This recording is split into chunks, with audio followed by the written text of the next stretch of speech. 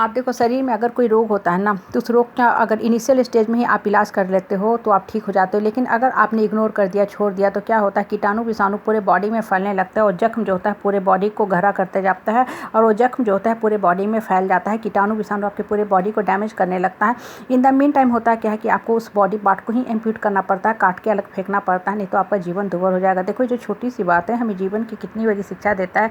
रिश्ते का भी समय पे टेक केयर करो। अगर आप बहुत ज़्यादा किसी को रुलाते हो, डराते हो, धमकाते हो, भावना, फीलिंग, इमोशन के साथ खिलवाड़ करने लगते हो, तो उस इंसान का माइंड जो होता है डैमेज होने लगता है और एक समय के बाद वो इंसान आपसे अलग होना चाहता है। वो इंसान आपसे डिस्टेंस और स्पेस रखना शुरू कर देता है, आपसे अपने आप को बिल्कुल ही सेपरेट कर लेता है, आपसे अपने आप को बिल्कुल ही अलग कर लेता है। देखो, आजकल के टाइम में जो सबसे बड़ी समस्या है ना रिश्ते को लेकर के, वो क्या होता है कि एक आदमी के ऊपर 4 लोग चढ़ के रहते हैं और यहीं से डिप्रेशन की कहानी शुरू होती है। देखो, होता क्या है कि जब आप किसी परिवार में, समाज में, so called social circuit of relationship में बंधे होते हैं, तो हमेशा कुछ लोग जो होते हैं ना बहुत ही अच्छे होते हैं और उनकी जो अच्छाई होती है उसका जो फ़ायदा होता है, गलत फ़ायदा जो होता है परिवार के दूसरे जो नार्किसिस्टिक प्रवृत्ति के डोमिनेटिंग नेचर के लोग होते हैं वो उठाना शुरू करते हैं। वो क्या करते हैं कि 4 लोग अपनी बातें जो होती हैं एक इंसान के ऊपर ज़बरदस्ती थोपना चाहते हैं, जिसको उस नॉर्मल इंसान का माइंड जो होता है कभी नहीं एक्सेप्ट करता है। आत्मा जो होती है कभी भी अब गलत हो रहे उस सलूक को स्वीकार नहीं करना चाहती है। तो माइंड के अंदर एक दो तरह का द्वंद्व चलता रहता है, एक तरफ लोगों की बातें, दूसरी तरफ मेरे आत्मा की आवाज़। तो वो जो चीज़ है वो आपके मन को हमेशा ही प्रेरित करती है कि जाओ जाके अपने हक के लिए फ़ाइट करो। अगर आपने फ़ाइट कर लिया तो बहुत अच्छी बात, और अगर आपने फ़ाइट नहीं किया तो अंदर से एक सफोकेशन, सप्रेशन का फेज शुरू होता है और वहीं से डिप्रेशन की कहानी शुरू हो जाती है।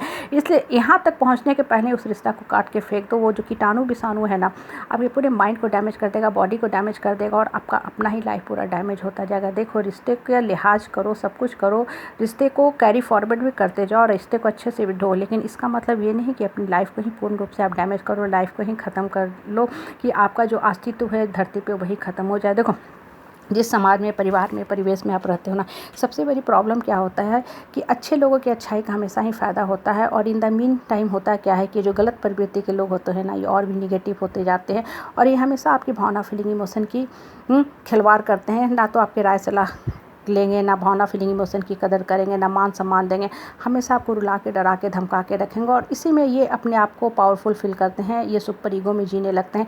इन्हें लगता है कि वास्तव में हम इस परिवार के, समाज के सिकंदर हैं, बादशाह हैं, सब लोग हमसे डरते हैं, धमकते हैं और हम सबका बहुत ही अच्छा से टेक केयर करें। ये भी एक बहुत भारी गलतफहमी में इस तरह के लोग जीते हैं। देखो, हर इंसान खुश कब होता है? जब जीवन को अपने शर्त पे जीता है, टर्म्स एंड कंडीशन पे जीता है, लाइफ का करता धरता खुद बनता है, अपनी लाइफ का डिसीजन खुद लेता है, तब उसकी आत्मा को सही स्थान मिलता है, आत्मा जो है प्रतिष्ठित फील करती है। और देखो, जब आत्मा प्रतिष्ठित फील करेगी ना, तो आप अपने आप में लाइट और हल्का फील करोगे। लेकिन जब आपके ऊपर 4 लोग चढ़ के रहेंगे तो अंदर से मन जो होता है ना, नकारात्मक फीलिंग से घिरने लगता है। इंसान का मन अंदर से कहने लगता है, क्या मैं एक ह्यूमन बीइंग नहीं हूँ? क्या मुझे जीने का हक नहीं है? एक चिड़िया भी होती है, वो भी पिंजरा में नहीं रहना चाहती है, तो हम तो एक नॉर्मल ह्यूमन बीइंग है, संसारिक आदमी, हम तो बहुत ही पावरफुल हैं। मतलब अपना आत्मा जो है अपने जीने का हक मांगती है और हर इंसान देखो स्वतंत्र जन्मा है, स्वतंत्र रहना चाहता है और हर को अपनी आज़ादी पसंद है। कोई भी इंसान किसी की गुलामी पसंद नहीं करता है, चाहे वो शारीरिक रूप से गुलामी हो या मानसिक रूप से गुलामी हो। कहने का तात्पर्य ये होता है कि हर इंसान को भावना, फीलिंग को उतना ही कदर करो, वही चीज़ काम उसके साथ भी करो जो चीज़ें आपको पसंद है। अगर आप चाहते हो कि आपको कोई मान सम्मान दे, रिस्पेक्ट दे, तो आप भी सामने वाले की भावना, फीलिंग, इमोशन की उतनी ही कदर करो। जब रिश्ता में बराबरी का दर्जा होता है तभी रिश्ता सही ढंग से चलता है, नहीं तो होता क्या है कि इंसान उस रिश्ते से कट ऑफ होने लगता है, रिश्ते को अलग करने लगता है, उस रिश्ते को माइंड से हटाने लगता है और अपने जीने का रास्ता तलाशता है कि ये क्या हम करें जिससे हम जीवन में आगे की तरफ बढ़ सके। देखो, हर इंसान का माइंड जो होता है ना, हमेशा उसको मोटिवेट करता है ऑप्शन तलाशने के लिए। जो भी परिस्थिति और परेशानी आती है ना, कहीं न कहीं आपके माइंड को खोलने के लिए आती है, अंतर मन को तोड़ने के लिए नहीं आती है कि आप टूट के, बिखर के, रो के, गिर के, पड़ के, सर के रहो।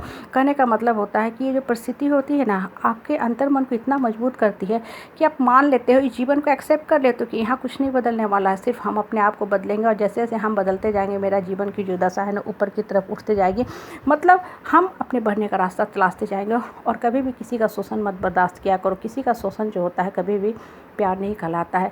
जब आप किसी का शोषण करते हो ना, तो आप सिर्फ और सिर्फ अपना स्वार्थ सिद्धि करते हो। रिश्ते के आड़ में आप सिर्फ और सिर्फ फ़ायदा लेने का कोशिश करते हो, लोगों को घड़ी घड़ी आते हो, ये एहसास दिलाते हो कि आपका मेरा सेवा करना काम है। देखो, किसी के लिए काम करना अच्छी बात है, जो अच्छा हो सके वो करना चाहिए, लेकिन किसी का शोषण जो होता है ना, उस सर ही अन्याय होता है।